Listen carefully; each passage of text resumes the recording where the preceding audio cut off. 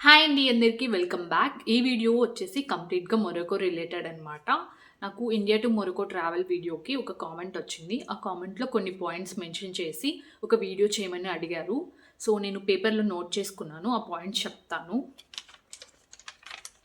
So, first వచ్చేసి your experience in Morocco. తను నా ఎక్స్‌పీరియన్స్ షేర్ చేయమని అడిగారు మొరొకోలో.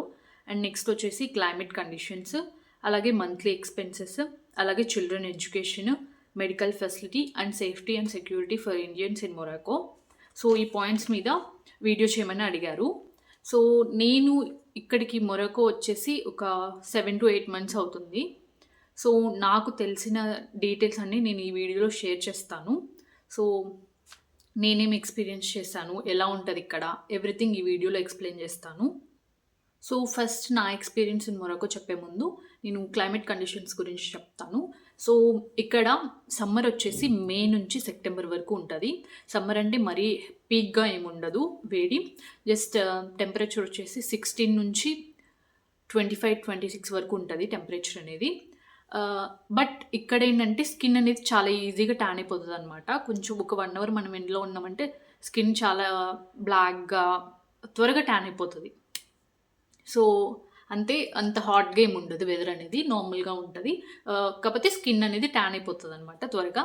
అండ్ నెక్స్ట్ వచ్చేసి అక్టోబర్‌లో రెయిన్స్ ఉంటాయి రెగ్యులర్‌గా.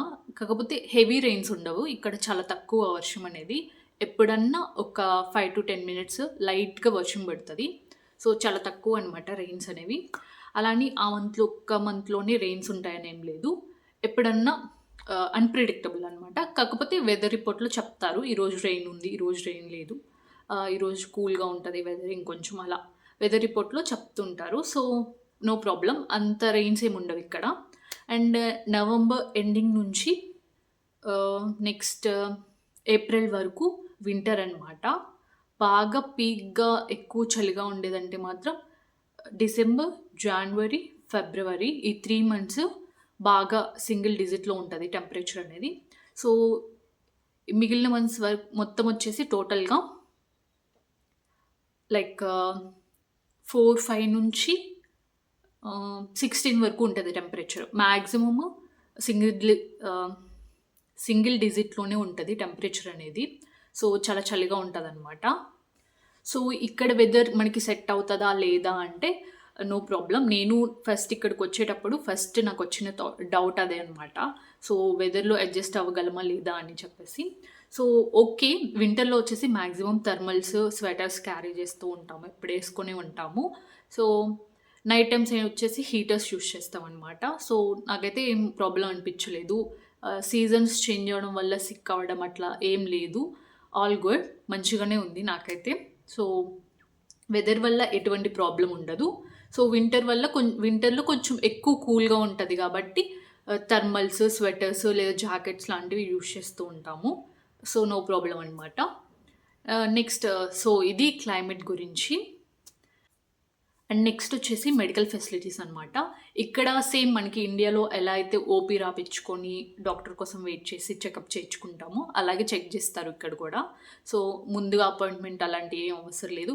చిన్న చిన్న క్లినిక్స్ కూడా ఉంటాయి. అలాగే హాస్పిటల్స్ ఉంటాయి. No problem. కాకపోతే ఇక్కడ ఏంటంటే మెడిసిన్ డోసేజ్ అనేది కొంచెం ఎక్కువ ఉంటదనమాట కంపేర్ టు ఇండియా. సో, ఆ డోసేజ్ ఒక్కటి మనం చూసుకోవాలి.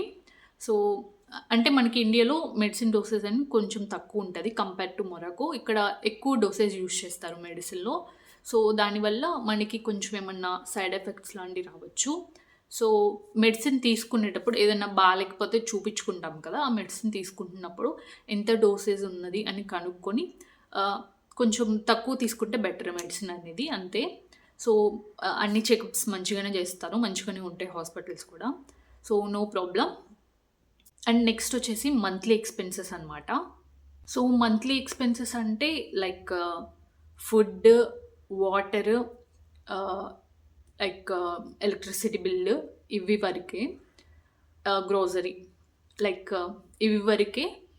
నేను యావరేజ్‌గా చెప్తున్నాను. 5,000 నుంచి 6,000 దిరమ్స్ వరకు అవుతదనమాట. సో, డ్రింకింగ్ వాటర్ మనం పర్చేస్ చేసుకోవాలి. ఇక్కడ ట్యాప్ వాటర్ ఉంటాయి గానీ, బట్ అవి ఎవరు ప్రిఫర్ చేయరు. చాలా తక్కువ. సో, అవి జస్ట్ కుకింగ్ పర్పస్కి యూజ్ చేస్తాం అంతే. నేనైతే కుకింగ్ పర్పస్కే యూజ్ చేస్తాను ట్యాప్ వాటర్ని. డ్రింకింగ్కి వాటర్ క్యాన్స్ ఉంటాయి, 5 లీటర్ క్యాన్స్, అవి తెచ్చుకుంటాము. సో డ్రింకింగ్ వాటర్ మనం పర్చేస్ చేసుకోవాల్సిందే. అలాగే వాటర్ బిల్, మనకి ట్యాప్ వాటర్ వస్తుంది కదా, ఆ ట్యాప్ వాటర్కి బిల్ పే చేయాలి. అలాగే ఎలక్ట్రిసిటీ బిల్లు, అలాగే గ్రోసరీ ఫుడ్ మనం ఏవైతే పర్చేస్ చేసుకొని తింటామో వాటికి. ఇవి వచ్చేసి మినిమం 5,000 నుంచి 6,000 dirhams వరకు అవుతుంది ఒక ఫ్యామిలీకి. లైక్ వైఫ్, హస్బెండ్, కిడ్ ఉన్న వాళ్ళకి ఈ అమౌంట్ మినిమం అమౌంట్ అనమాట. సో ఇంకా మనం స్పెండ్ చేసుకునే దాన్ని బట్టి ఇంకొంచెం ఎక్కువ కూడా అవ్వచ్చు. సో ఇదనమాట మంత్లీ ఎక్స్పెన్సెస్. నెక్స్ట్ వచ్చేసి చిల్డ్రన్ ఎడ్యుకేషన్ అనమాట. సో ఇక్కడ వచ్చేసి మెయిన్గా అన్ని సబ్జెక్ట్స్ అరబిక్, ఫ్రెంచ్లోనే ఉంటాయన్నమాట. ఎక్కడన్నా కొన్ని స్కూల్స్లో మాత్రమే ఇంగ్లీష్ ఉంటుంది. సో మనకి ఇండియన్లో గవర్నమెంట్ స్కూల్స్, ప్రైవేట్ స్కూల్స్ ఉంటాయి కదా, అదేవిధంగా ఇక్కడ కూడా ఉంటాయి. సో నేను ఫస్ట్ గవర్నమెంట్ స్కూల్స్ గురించి చెప్తాను, దెన్ ప్రైవేట్ స్కూల్స్ గురించి చెప్తాను. గవర్నమెంట్ స్కూల్స్లో వచ్చేసి స్కూల్ ఫీజు ఉండదు అనమాట, ఫ్రీయే. బుక్స్ ఫీజు ఉంటుంది, సో మనం బుక్స్కి ఫీజు పే చేయాలి. నెక్స్ట్ వచ్చేసి బస్ ఫెసిలిటీ ఉండదు, సో మనమే ఓన్గా వెళ్ళి రావాలన్నమాట. నెక్స్ట్ ఏమేమి సబ్జెక్ట్స్ ఉంటాయంటే అరబిక్ ఉంటుంది, ఫ్రెంచ్ ఉంటుంది, అండ్ మిగిలిన సబ్జెక్ట్స్ ఉంటాయి కదా, మ్యాథ్స్, సైన్స్, క్లాస్ని బట్టి. సో ఈ సబ్జెక్ట్స్ అన్నీ అరబిక్లోనే ఉంటాయి అన్నమాట. సో గవర్నమెంట్ స్కూల్స్లో మెయిన్గా అరబిక్కి ప్రిఫరెన్స్ ఇస్తారు. సో అండ్ స్కూల్ టైమింగ్స్ వచ్చేసి మార్నింగ్ 8:30 లేదా 9కి స్టార్ట్ అవుతాయి, అండ్ ఈవినింగ్ 5:30 వరకు ఉంటాయి అన్నమాట. సో అండ్ మధ్యలో లంచ్ బ్రేక్ ఉంటుంది. ఈ లంచ్ బ్రేక్లో ఏంటంటే మనం ఇంటికి రావచ్చు. లైక్ 12:30కి లంచ్ బ్రేక్ ఇస్తారు, అప్ టు 2 వరకు ఉంటుంది అనమాట గవర్నమెంట్ స్కూల్స్లో. సో ఈ బ్రేక్లో మనం ఇంటికి రావచ్చు. అండ్ నెక్స్ట్ వచ్చేసి ప్రైవేట్ స్కూల్స్ అనమాట. సో ప్రైవేట్ స్కూల్స్లో ఏంటంటే అడ్మిషన్ ఫీజు ఉంటుంది, స్కూల్ ఫీజు ఉంటుంది, బస్ ఫీజు ఉంటుంది, అండ్ బుక్స్ ఫీజు ఉంటుంది, అండ్ ఎక్స్ట్రా క్లాస్ ఉంటే ఎక్స్ట్రా క్లాస్కి ఫీజు ఉంటుంది, అండ్ నెక్స్ట్ అండ్ లంచ్ బ్రేక్కి ఫీజు ఉంటుంది. సో ఇవన్నీ ఫీజులు ఉంటాయి అన్నమాట. సో నేను యావరేజ్గా చెప్తాను ఎవ్రీథింగ్.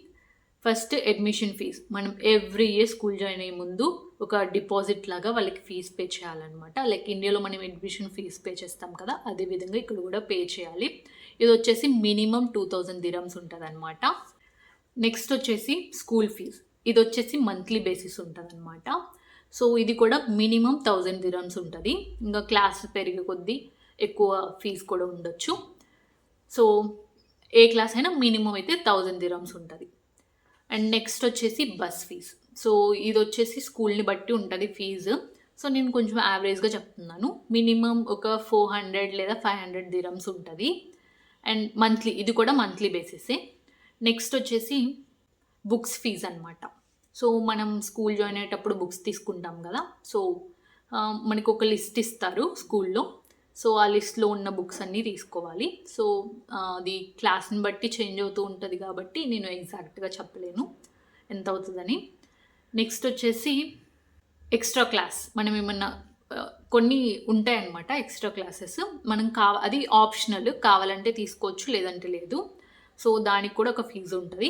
లైక్ ఒక 100 నుంచి 200 dirhams వరకు ఉంటుంది. ఒక 1 hour ఉంటుంది అంతే ఎక్స్ట్రా క్లాసు. అది స్కూల్ అయిపోయాక మనకి ఇంట్లో ఉండి ఆన్లైన్ క్లాస్ లాగా ఉంటుంది అనమాట.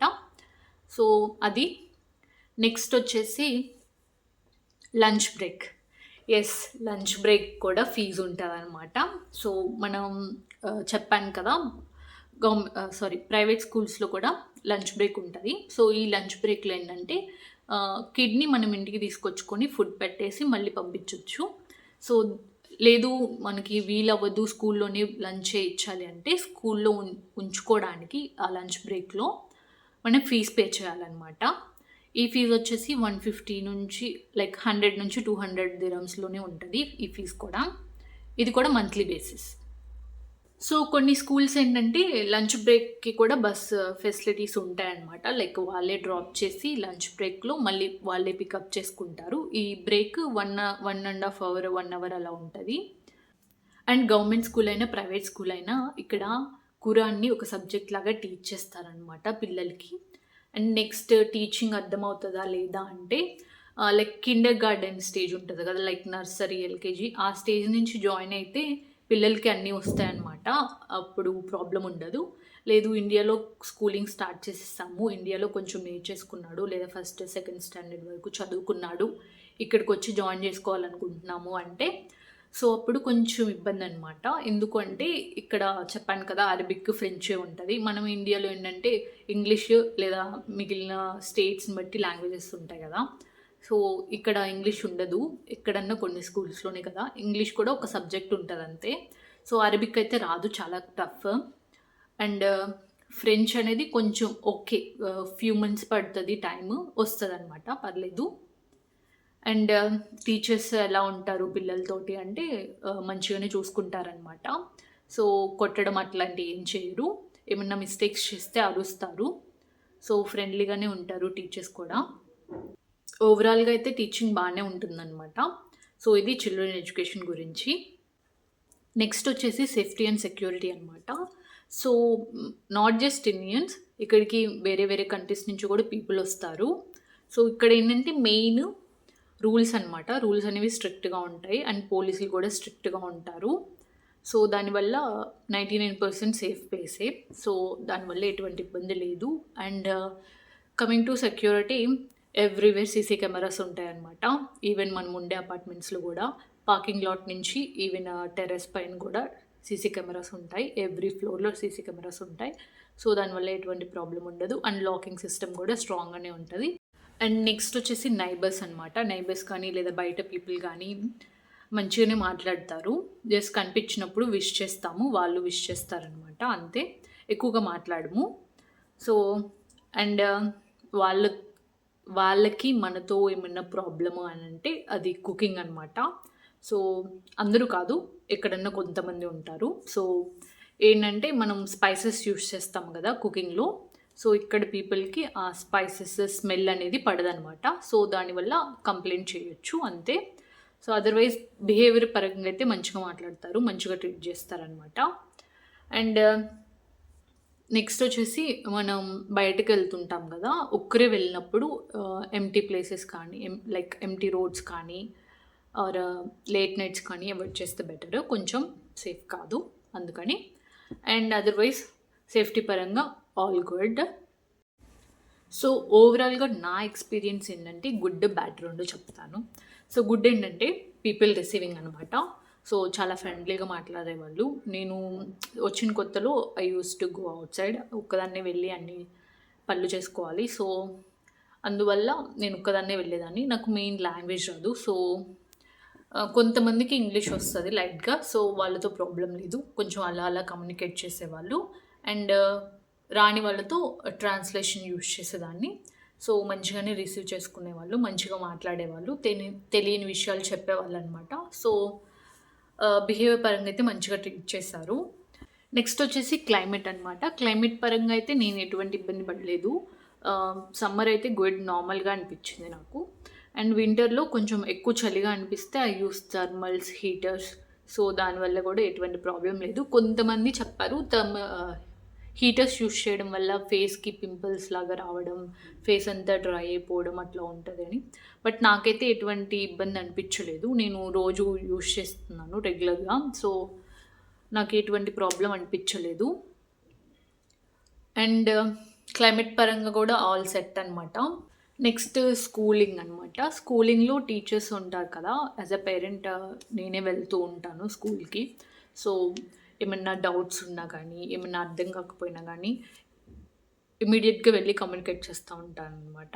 సో, ఏమన్నా కంప్లెయింట్స్ ఉన్నా చెప్పొచ్చు. టీచర్స్ రిసీవింగ్ కూడా మంచిగా ఉంటది. సో, స్కూల్ పరంగా కూడా ఆల్ గుడ్ అనమాట. సో, మనకి మెయిన్ ఏంటంటే లాంగ్వేజ్ ఒక్కటి ప్రాబ్లము. అదర్‌వైజ్ స్కూలింగ్ కూడా గుడ్డే. నెక్స్ట్ ఇప్పుడు బ్యాడ్ చెప్తాను. బ్యాడ్ ఏంటంటే చెప్పాను కదా ఆల్రెడీ, ఎంప్టీ రోడ్స్ అవాయిడ్ చేయండి, లేట్ నైట్స్ అని చెప్పేసి. నేను మ్యాక్సిమం స్టార్టింగ్‌లో ఒక్కదాన్నే తిరుగుతూ ఉండేదాన్ని. సో, ఏ పనున్నా ఒక్కదాన్నే వెళ్ళేదాన్ననమాట. సో, అలాంటి సిట్యుయేషన్స్‌లో ఈ ఎంటీ రోడ్స్ అని చెప్పాను కదా, I use to take those empty రోడ్స్లో వెళ్ళేదాన్ని. సో అప్పుడు కొంతమంది టీజ్ చేసేవాళ్ళు అనమాట. సో టీజ్ చేయడం లేదా ఫాలో అవ్వడం అట్లా టీవీ ఫేస్ చేశాను. సో అదర్వైజ్ చెప్పాను కదా, పీపుల్ అయితే మంచిగానే రిసీవ్ చేసుకుంటారు. సో ఓవరాల్గా నాకు తెలిసిన ఇన్ఫర్మేషన్ని నేను షేర్ చేస్తున్నాను. సో ఏమన్నా మిస్టేక్స్ ఉంటే ప్లీజ్ ఇగ్నోర్. అండ్ మీకేమన్నా తెలిసిన పాయింట్స్ ఉంటే కింద కామెంట్ చేయండి, నేను చదువుతాను. అలాగే మీకు ఏమైనా డౌట్స్ ఉన్నా కామెంట్ చేయండి, రిప్లై ఇస్తాను. సో వీడియో అర్థమైంది అనుకుంటున్నాను. Meet you all in the next video. Bye bye.